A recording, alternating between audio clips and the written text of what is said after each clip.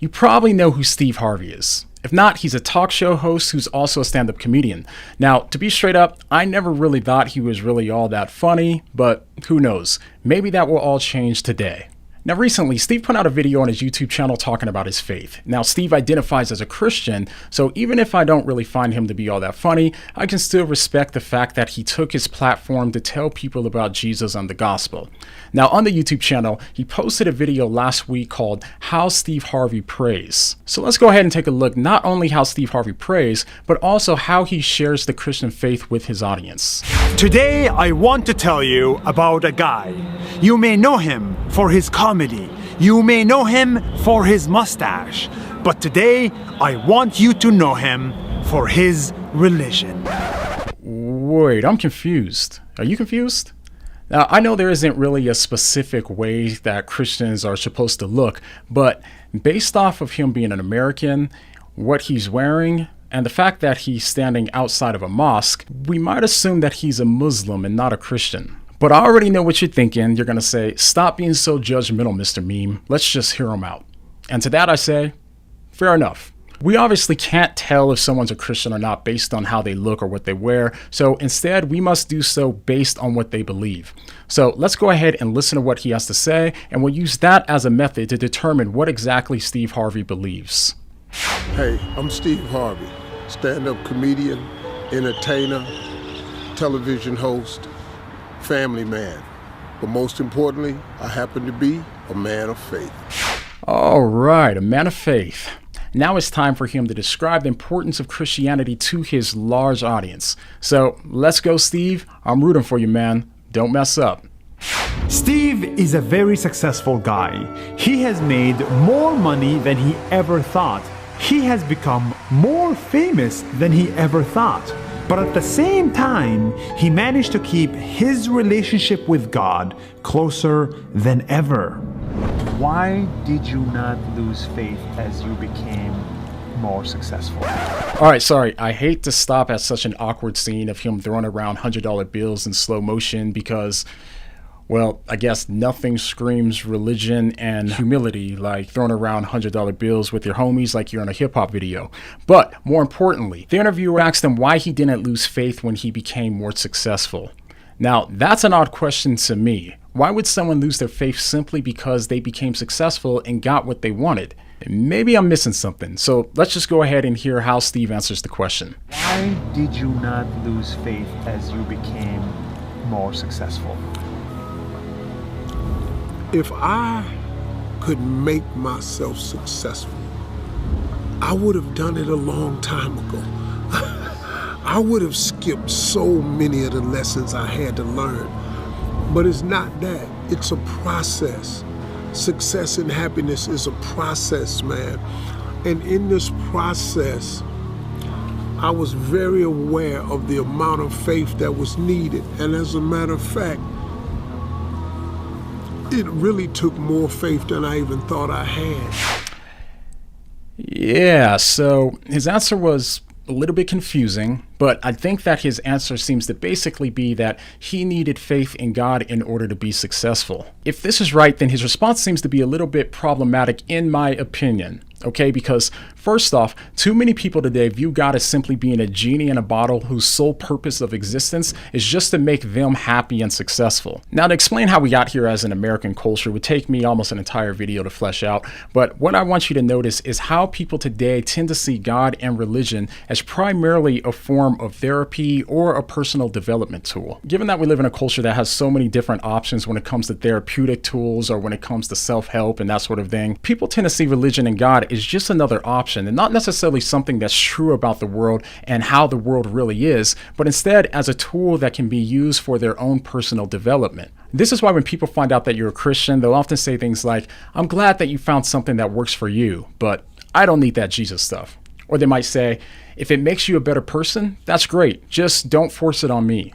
The reason why is because today in culture, God is primarily seen as a self-help tool that only exists to help you out when you're in a really bad situation or from when you're trying to get something that you want really, really, really bad. In reality, what people are ultimately seeking is not the God, but instead a tool that they can use in order to get their real God, which can be money or success or relationship, happiness, or whatever. So a better question for Steve would be, if the reason why he kept his faith was because he needed God in order to make him more successful, then would he still have his faith if he wasn't successful? Because after all, the Bible has never promised us success or fame or happiness or anything like that in this world. The only thing that we got promised is that we will have trials and tribulations. So what do you think Steve would say to that question?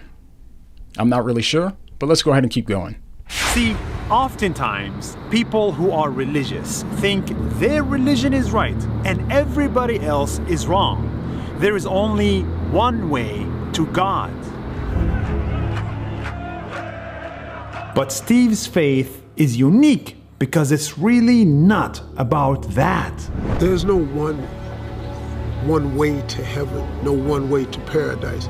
It's like television. Now it's over 800 channels of cable, and they're all pretty entertaining. So I'm pretty sure, man, that to get to heaven, there's got to be more than one route. Because somebody watching another channel or taking another channel than you, they still getting entertained, and they probably still getting to heaven. Okay, lots to unpack there. Now first, let's go ahead and start with what the narrator said at the beginning of the clip. He said, See, oftentimes people who are religious think their religion is right and everybody else is wrong. But Steve's faith is unique because it's really not about that. but that's not quite right, is it?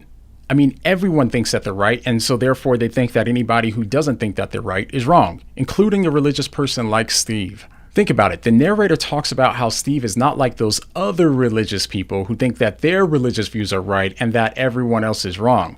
Nope, not Steve. But then right after that, Steve goes on to talk about his religious views that he clearly thinks are right.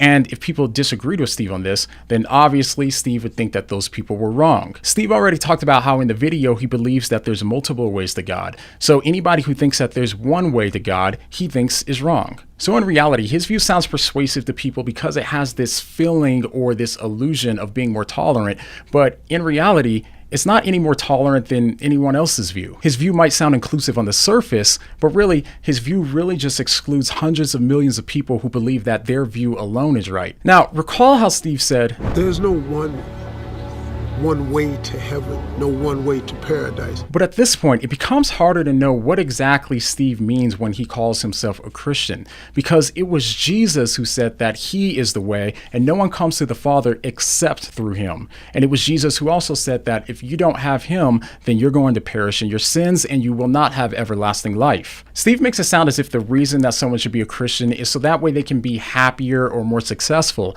but he seems to miss the problem that Christianity actually solves. If we don't understand what the problem is that Jesus solves, then of course we won't understand why Jesus is the solution. Now, if you're looking for a hint, Jesus didn't die on the cross in order to make us happy or successful. He died so that way we could be in a right relationship with him, and then that way we can get into heaven. So obviously the problem won't be solved without Jesus. After hanging out with Steve for a week and visiting mosques, churches, and museums in the Emirates, I am convinced religious harmony, religious respect, religious tolerance is the most important thing. Now, I will say that I appreciate what Steve and the narrator seem to be trying to do. They seem to be trying to get everyone to get along and to stop having any conflicts between religions. But the way that they go about it doesn't really seem to solve the problem. As we mentioned earlier, when they talk about things like unity, there's an illusion of acceptance, but in reality, their views aren't accepting anyone who doesn't hold the same religious views that they do. So if their proposed solution is just to minimize disagreement between religious people in hopes that everyone starts to get along, then the problem never really gets fixed in the first place, since they actually disagree with everyone who doesn't hold their religious views. So obviously, that solution doesn't work. But the solution that does lead to more tolerance is actually found in the view that's been in front of Steve's face all along. It's as simple as taking what Jesus said seriously. Jesus didn't teach us to pretend that everyone is right and on the right track and ignore reality. Instead, Jesus told us to love our neighbors and even to love our enemies. That means that it doesn't really matter how much we might disagree with our enemies and our neighbors, they're still made in God's image and they're still just as worthy of love and respect as all of us are. So Jesus gave us a way to live that doesn't get rid of truth for the sake of love, and it doesn't get rid of love for the sake of truth. Jesus actually gives Christians a real way to have harmony in society. This isn't just talk. Steve lives by these words. He has 3 sons. 2 of them, he gave them Christian names like Broderick, and one of them he gave a Muslim name, Ali, as a sign of respect and appreciation for the Muslim religion and the Muslim culture. I named him Ali because I knew then.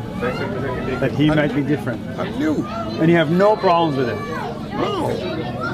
Because when you come here, you understand Islam is a religion of peace. Why you got a problem with peace? Man, oh man, where to even start? I mean, yeah, why would anyone disagree with peace? Well, the last half of Steve's video has to do with his acceptance of Islam, which I was going to respond to, but then I thought, you know what? I know a guy who's far, far better than me at responding to these points, and he can do a better job than I could.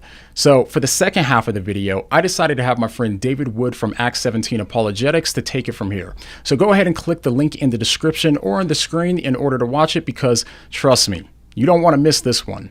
So I'll see you over there.